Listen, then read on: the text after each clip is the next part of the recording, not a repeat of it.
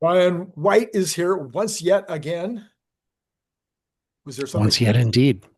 Once yet indeed. And Brian and what I want to talk to you today about, Brian, is the thing that's on every single person who loves Tesla's mind, and that Uh-oh. is Robotaxi, of course.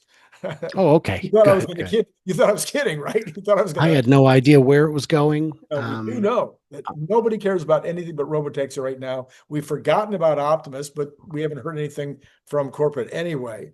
Nobody, some people care a little bit about the Model Y L, but quite frankly, we're not going to see it for a year, so who cares? Except it might help the stock for a minute.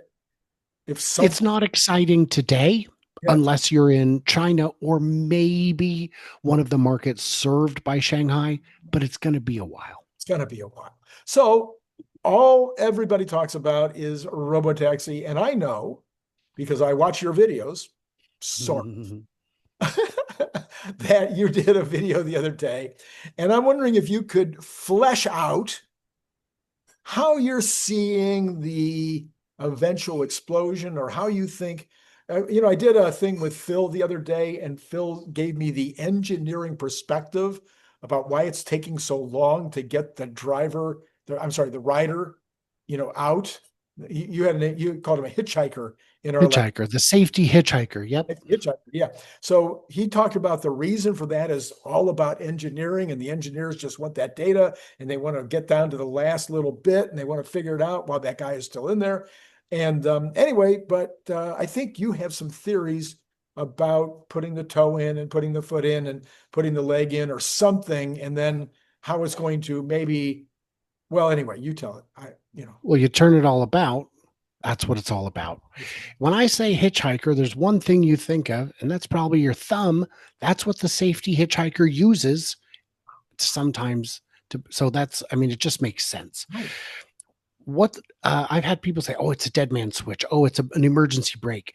No, we've seen videos where they don't touch it at all. We've seen videos where maybe they'll tap it. I think all they're doing is putting in timestamps for an edge case or a potential edge case Hmm. or something they were asked to put in a timestamp for. So, what are they doing? It's an abundance of caution. The fact that we're seeing the map expand so rapidly, but the vehicles aren't, uh, indicates to me that what they're proving to us is that it's not really a geofence, but a logistics fence. Hmm. Once you have enough cars, you can expand as much as you want. Now, right now, I think they're still limited to surface streets, and that may be because the interstates are federally regulated. Maybe there's some different rules. None of the other brands go on the highways either, even after all these years, even though highways are the easiest piece of the puzzle, even though FSD has been a master on highway for years in versions that I did not trust on surface streets. Highways are a very simple prospect compared to neighborhoods, Yeah, we crowded talked. In neighborhoods. fact, we checked the stats the other day when I had Phil Beisel on, and it turns out like 65% of the serious accidents are in the city, not on the highways. Wow. I'm not certainly if you count by mile, because let me think. Yeah, all of my accidents that I've been in, uh, oh, I guess one was on a highway, but it wasn't a real highway. It was, it wouldn't have mattered what it was. That I was in the back seat and the driver fell asleep. Oh, yeah, yeah. But oh yeah, it was Minor. scary. It was reconstructive surgery, is what it was. So that was a long time ago. That's what happened. So yeah, yeah, you can. How dare you? So uh, yeah, He's so it was pretty bad. So it was a Geo Metro, and I was in the back seat, and it only had lap belts, and we went off a highway at 55, and the vehicle flipped forward, end over end, and I got it the worst. So anyway, with that said, uh, why aren't we seeing more cars? Why aren't we? Elon said he would increase it 50%, maybe double it. Well, what's that? 15 cars, 20? I'm not happy. Well, that sounds like a me problem, not a Tesla problem. Do you really want Tesla to hire 20, 30, 50 people who they plan to put out of work in a month? Do you want to go through all the hassle of training them, of making sure they're doing their job, whatever that job is? Why? Or do you want to peel people off from other important jobs to put them in a car tooling around all day? That doesn't seem like an effective use. If version 14 allows us to get rid of the hitchhiker, then we can have an explosion. Then we can have the cybercab. Nobody there to be there. What do you need a wheel for? Just move to cybercab, start rolling those out. And if the only question is how many people back at HQ, how many cars can each person handle? Well, if today the answer is 3, Talking about the remote observers. The remote observers who sit there and just go, yep, everything looks good. If it's 1 to 3 today, and tomorrow it becomes 1 to 4, that's not a big change, but that's a 33% increase in the number of cars you can safely deploy. 1 to 5, 1 to 10, it's going to happen. We don't know when. And frankly, I don't care, because this is a slow march and I'm fine with that, because abundance of caution. Let's just maintain that. That's a good philosophy for something that could be life endangering to someone. Do you have any theories around the California switch from rider to hitchhiker? I'm sorry, driver to hitchhiker. Yes. Well, driver. I still can't call them that. No. More of a, we'll come up with something clever for that. Yes. And I think it's because California requires you to go in steps. And until they hit a certain number of miles, the person has to be in that seat. I don't think California has a step for putting them in the other seat. I think it goes that seat until the number of whatever the milestone is hit. Then you can pull them. And people forget that Waymo operated for years with a person behind the wheel. And I don't know what that person was doing. Most people who had access to that program were under NDA. Some of the YouTubers we saw who got to observe it, it was later discovered were paid to make that video. So there is a 0% chance there wasn't 5 people back at headquarters watching every aspect of the drive. So Waymo has been very far from transparent, and we're starting to see that now. The reality is, if let's say January 1st, Tesla and Waymo both say our ratio is 100 to 1. 1,000 to 1. Let's expand. Can Waymo add more than 1,000 or 2,000 cars next year? Why not? Not with what we know. Because they don't have them. They can't get the cars. So even if they could go to 1,000 to 1, all it would change is their profit margin. It wouldn't change their coverage map. Their coverage map is a slow roll, not because of safety, but because the entire logistics package is built wrong.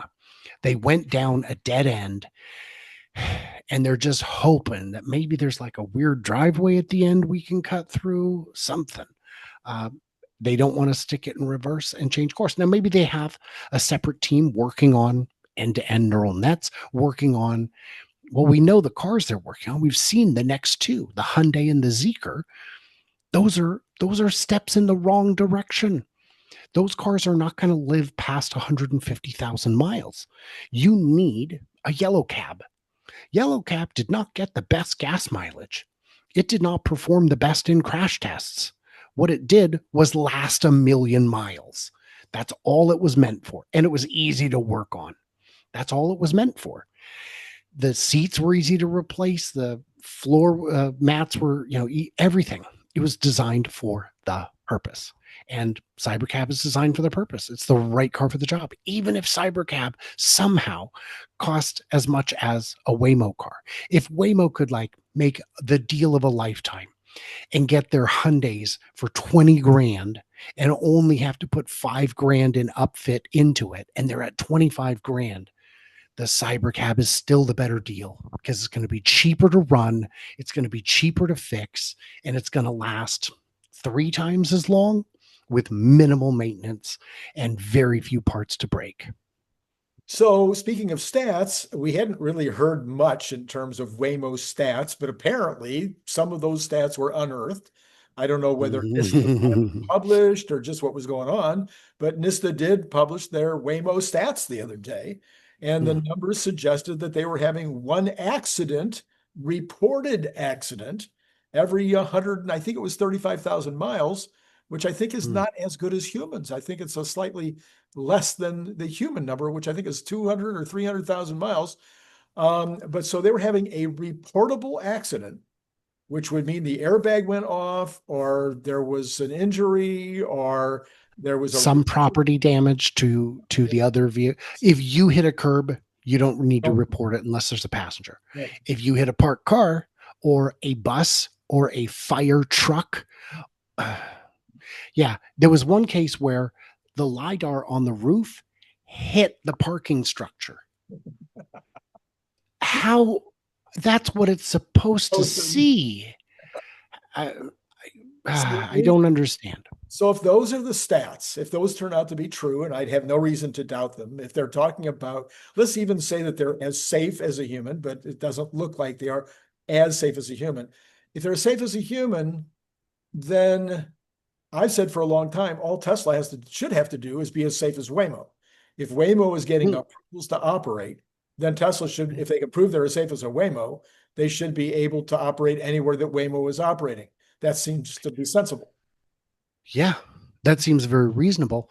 Now, I would say that 135,000 miles is going to take a little while because there's not enough cars, and the FSD miles don't count. Those are not part of the program. Obviously, if the FSD miles counted, we'd be done by T. First coffee break, probably done. So they would be, but yeah, because if we're only talking 10, 15 cars in Austin, and it's in such a limited area that they're not like racking up highway miles, it's going to take a while. And if you hit 135,000 with no accidents, does that mean that's the real rate? The sample size is too small. It's going to take a minute. If we need hitchhikers, safety hitchhikers during that time, so be it. But again, the San Francisco riders. And we also have, and those would count. And then those would absolutely count. We have the employees that have been riding around for months. If they've been logging and reporting it, I don't know. I don't know how that works. It's supposed to be robotaxis for employees with a right. We heard about that 6 months ago, right? At least, yeah. Yeah. So it's, but again, how many cars, how many miles? Theoretically, they should be able to use the other miles that we're getting for just a regular daily use. I mean, those are the people that are truly supervising the drivers, the rides are no different. And they're even doing disengagements. I would be very surprised if your miles and my miles could be counted in there. And I don't think they should. I think this is a entirely hands-off kind of thing that would need to be logged separately. But again, I'm just not worried about it because, it's like Starlink. They did the first launch, looked good. They did the 10th launch, and at some point you start to go, wait, this is going to happen. Starship. No. Starlink. Because Starlink, you could see it starting. It wasn't ready. I remember the first time Elon said, this tweet sent via Starlink. It's very exciting. But you can see the satellites are there, just not enough of them. It's going to take a little time. And then Better Than Nothing beta came out. I was a beta tester on that. It worked. And I could see and then you could start to see the puzzle coming together. You could start to realize, wait a minute, huge swaths of some countries have never had internet. They're going to get internet for the first time. communities that have been, well, people who are in remote locations, firefighters in remote locations are now going to have high-speed internet at their disposal. This is a game changer. We can see it. It's not ready yet, but it's there. And that's where I see CyberCab. It's there. It's not ready yet. It's just a matter of time. So I'm not selling my shares. I did have someone tell me he wouldn't even buy my shares from me for $15. And I said, yeah, but I don't think you have $15. Yeah, that's probably true. I would buy your shares for $15. I know you'd be very wise to. It's like the people, yeah. It's like the people say, I wouldn't take that car for free. And then you go, Nissan's got a lease deal in Colorado for $19 a month. And they go, Leaf, huh? That's Okay, so Elon though says that the model, heard of him. that the FSD 14 will be 3 times safer than a human. So we're talking about close to 1 million miles between accidents. That sounds about right. Yeah. I mean, your math. I don't know about version 14. I have no experience with it. No, but he said. I know. I'm with you. And if he says it, he has to have data because he can't say that. The SEC is already mad at him. If he goes up and says, oh, we have data, we can prove that it's 2 to 3 times safer than a human, he better have the data or he could be in real doo-doo. Well, didn't he say should? Should? Did he say should? Because I agree with him, it should. But, so here's my take on that. Yeah. I saw one of my regulars in the comments who loves to find a grain of truth and then distort the ever-loving criminy Christmas out of it. It's ridiculous. He said, well, this proves that today's FSD is not as safe as a human. And I said, what? No, we have annual reports that show FSD supervised is way safer than it's already twice as safe as a human, 3 times, vastly safer than a human. And that's supervised FSD. So I take his comment to mean that FSD 14 unsupervised will also be 2 to 3 times safer than a human, because otherwise he's just telling us what we already know. That, I mean, supervised is already that safe. Right. So that's my take. I don't know what the reality is. I've invited him on the show. He has yet to respond, so I'll let you know. All right. So with regard, I mean, everybody, I think the number one thing that people worry about is the regulations. When I say worry about, those who are worried at all, because I'm not worried at all that this will be a big hit, and that they can roll it out and everything's to be fine. But the number one worry seems to be regulators, and the regulators they're most worried about are Europe. But they're hoping that NISTA will do something correct, that they will come up with a regulation that makes sense. If we can show that an unsupervised Tesla is 2 to 3 times safer than a human supervised vehicle, it would seem like, what would be the argument? How could the regulators not approve that? Which regulators? States can do goofy stuff sometimes. I don't know. The real problem states have is a lot of states, even Texas, Montana, a lot of states, the state legislature only meets every other year. And if you missed it by too much, you could be waiting 2 years for new state legislation to be enacted. That's a concern, really. But I think the market is large enough that let's say January is the new session, right? This coming January is the new session for whatever state. Clearly, Tesla doesn't stand a very good chance of getting a new law passed in that state. So that means 2 years until we can even think about, well, in the next 2 years, what's likely to happen is all the other states will start getting it. And that state will have a piece of legislation on their desk ready to go when they show up saying, come on, my mother needs to get to the eye appointment. She can't do it. Do you want me to miss work? We need this. It is time. And I just believe the groundswell of organic support for an inorganic chauffeur will be unstoppable. All right. Well, I think you've explained yourself as best you can. As Uh, best I can. Yeah. we'll let the jury be the decider. What Oh do no. what do you think? Do you think that Brian is right, or do you think that we should have Brian Wang back? It's Something fun. like that. I don't know. That was just, it could have been a stretch, Brian, but you laughed. I got it. I got it. You say there's a crowd that watches this show, and I think those three people are amazing, and I welcome you. I think I appreciate them so much. I can't tell you.